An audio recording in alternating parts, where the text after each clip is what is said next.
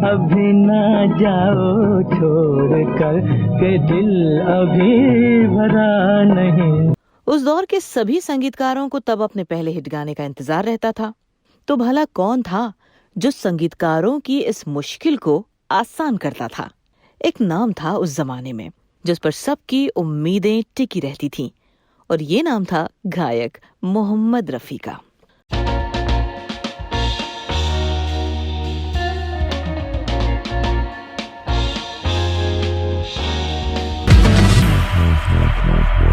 नमस्कार, black and white में आपका फिर स्वागत है। दोस्तों, हिंदी सिनेमा के सरताज गायक मोहम्मद रफी ने उस दौर के कई संगीतकारों को उनके करियर का पहला हिट सॉन्ग दिया। उस जमाने में ऐसे कई संगीतकार थे जो अपने करियर की शुरुआत कर चुके थे, कई फिल्मों में संगीत दे चुके थे, लेकिन फिर भी उन्हें इंतजार था अपने पहले हिट गाने का। दोस्तों, हम सभी जानते हैं कि फिल्मों में संगीतकार का संगीत तभी मायने रखता है जब उसके गाने लोगों की पसंद बने। बिना इसके बात नहीं बनती, क्योंकि अगर बिना कोई हिट गाना दिए कई फिल्में निकल जाए तो संगीतकार को असफल मान लिया जाता था। फिल्मों में बने रहने और आगे काम करते रहने के लिए तब ये जरूरी था कि जितनी जल्दी हो सके हिट गाने दिए जाएं। उस दौर के सभी संगीतकारों को तब अपने पहले हिट गाने का इंतजार रहता था। तो भला कौन था जो संगीतकारों की इस मुश्किल को आसान करता था? एक नाम था उस जमाने में जिस पर सबकी उम्मीदें टिकी रहती थीं, और ये नाम था गायक मोहम्मद रफी का। मोहम्मद रफी ने उस जमाने में एक नहीं, दो नहीं, बल्कि अनेकों संगीतकारों को उनके करियर का पहला हिट सॉन्ग दिया। तो आइए शुरुआत करते हैं संगीतकार खयाम से, जिनका पूरा नाम है मोहम्मद जहूर खयाम। खयाम के जमाने में सिनेमा को बायोस्कोप कहा जाता था। जालंधर के पास रहने वाले खयाम को फिल्मों से बड़ा प्यार था। बस एक दीवानगी थी। खयाम के बड़े भाई का जालंधर से 20 से 25 किलोमीटर दूर एक जगह पर ट्रांसपोर्ट का बिजनेस था। खयाम वहां शनिवार को ही पहुंच जाते और रविवार तक बायोस्कोप देखते रहते। कुछ समय बाद बायोस्कोप से खयाम की दीवानगी इतनी बढ़ी कि वो 1937 से लेकर 1938 में घर से भागकर दिल्ली आ गए। खयाम ने यहाँ 5 साल तक पंडित अमरनाथ, पंडित हुस्नलाल और पंडित भरतराम से संगीत की शिक्षा ली। फिर कुछ समय बाद दिल्ली से लाहौर गए और वहां से फिर मुंबई, जिसे तब दुनिया बम्बई यानी बॉम्बे कहती थी। मुंबई में कंपोजर चिश्ती बाबा के यहाँ खयाम ने काम किया। सफलता अभी खयाम से दूर थी। उन्हें ना लाहौर में कुछ मिला और ना मुंबई में। 1943 में खयाम ने सेना ज्वाइन कर ली। दूसरा विश्व युद्ध हुआ। 1945 में जापान पर बम गिरा। युद्ध खत्म हो गया।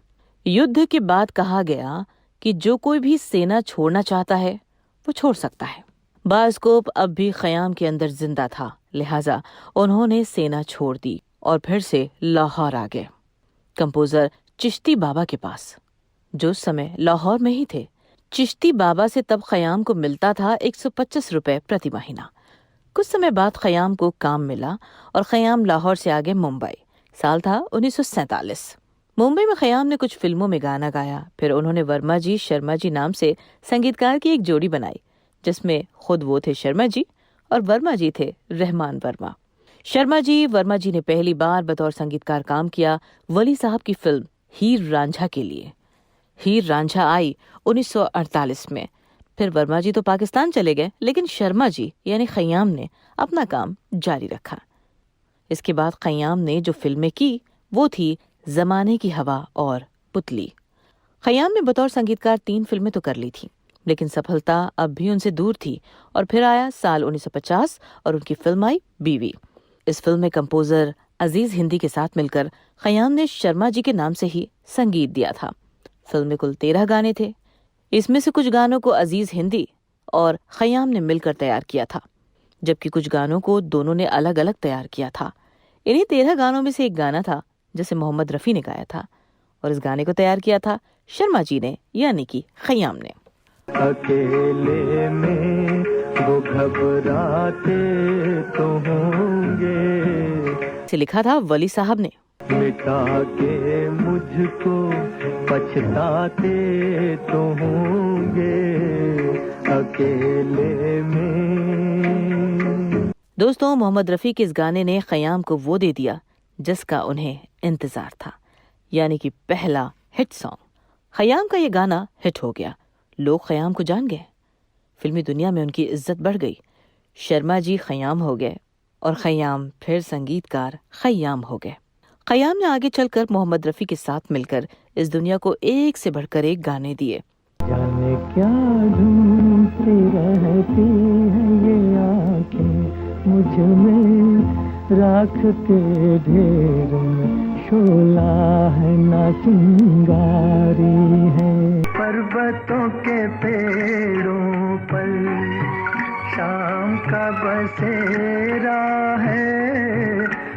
दोस्तों, बात करते हैं संगीतकार जयदेव की। लुधियाना के जयदेव ने पहले उस्ताद अली अकबर खां के सहायक के तौर पर काम किया था, फिर संगीतकार एस.डी. बर्मन के असिस्टेंट के रूप में काम किया था। कई साल तक एस.डी. बर्मन के सहायक के रूप में काम करने के बाद जयदेव ने जब खुद बतौर संगीतकार अपना काम शुरू किया था तो 1955 से 1957 के बीच आई उनकी सभी फिल्में फ्लॉप हो गई थी। ये फिल्म थी जोरू का भाई, समुद्री डाकू और अंजलि। इसके बाद देवानंद की कंपनी नवकेतन ने उन्हें एक बड़ा प्रोजेक्ट दिया। फिल्म थी हम दोनों। बर्बादियों का शौक मनाना फुजूल था, मनाना फुजूल था। ये फिल्म आई 1961 में। इसमें मोहम्मद रफ़ी ने गाना गाया। मैं जिंदगी का साथ निभाता चला गया। इस फिल्म में मोहम्मद रफ़ी ने आशा भोसले के साथ भी एक बेहद खूबसूरत गाना गाया। अभी ना जाओ छोड़ कर के दिल अभी भरा नहीं। हम दोनों में मोहम्मद रफ़ी ने जो गाने गाए वो जयदेव के करियर को आगे बढ़ाने में बहुत काम आए। दोस्तों, अब बात करते हैं संगीतकार जोड़ी लक्ष्मीकांत प्यारेलाल की। लक्ष्मीकांत प्यारेलाल बहुत गरीब परिवार से आए थे और फिल्मों में काम पाने के लिए दोनों ने बहुत संघर्ष किया था। लक्ष्मीकांत प्यारेलाल की खासियत ये थी कि शुरू में उन्हें फिल्में भले ही बी ग्रेड की मिली, लेकिन उन्होंने अपनी फिल्मों में हमेशा ए ग्रेड के सिंगर से गाने गवाए। लक्ष्मीकांत प्यारेलाल की पहली फिल्म थी पारस मणि, जो आई थी 1963 में। दोस्तों, संगीतकार खयाम को तो अपना पहला हिट गाना अपनी शुरू की 3 फिल्मों के बाद मिला था, लेकिन लक्ष्मीकांत प्यारेलाल को तो पहला हिट गाना अपनी पहली ही फिल्म पारस मणि में मिल गया, और वो भी 1 नहीं, 2 नहीं, 3 नहीं, बल्कि 6 हिट गाने। रोशन तुम्हीं से दुनिया, रौनक तुम्हीं जहां की। लक्ष्मीकांत प्यारेलाल के लिए पारस मणि में गाया था मोहम्मद रफ़ी, लता मंगेशकर, मुकेश और कमल बरोट ने। मोहम्मद रफ़ी ने उन्हें उनकी पहली ही फिल्म में हिट गाना दे दिया। सलामत रहो, सलामत रहो। लता मंगेशकर के साथ मोहम्मद रफ़ी ने एक खूबसूरत गाना गाया।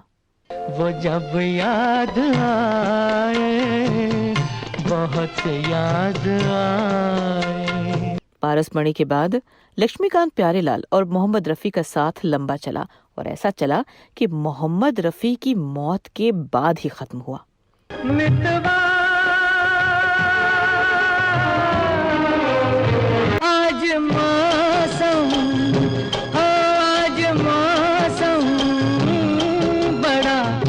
दोस्तों, अब बात संगीतकार ओपी नैयर की। ओपी नैयर की पहली 3 फिल्में आसमान, छम छमा छम और बाज फ्लॉप हो गई थीं। इसके बाद ओपी नैयर अमृतसर लौटने की तैयारी कर रहे थे, तभी उन्हें गुरुदत्त की फिल्म आर पार में काम करने का मौका मिला। आर पार आई और इसके 8 के 8 गाने हिट हो गए। आर पार में गीता दत्त, शमशाद बेगम और मोहम्मद रफ़ी ने गाने गाए थे। मोहम्मद रफ़ी ने इस फिल्म में गीता दत्त के साथ मिलकर 3 गाने गाए थे। अरे वाह वाह वाह वाह, ऐसा कैसा होगा, तोबा काय को करता, तोबा काय को करता, प्यार से डरता, ऐसा रे सनम कैसा होगा। मोहब्बत कर लो भी भर लो, आज किसने रोका है, पर बड़े गजब की बात है, इसमें भी धोखा है। सुन सुन सुन सुन जालिमा, प्यार हमको तुमसे हो गया। इस एपिसोड में आज इतना ही। अगले एपिसोड में हम आपके साथ फिर हाजिर होंगे। तब तक के लिए हमें दीजिए इजाजत। नमस्कार। जा जा जा जा बेवफा।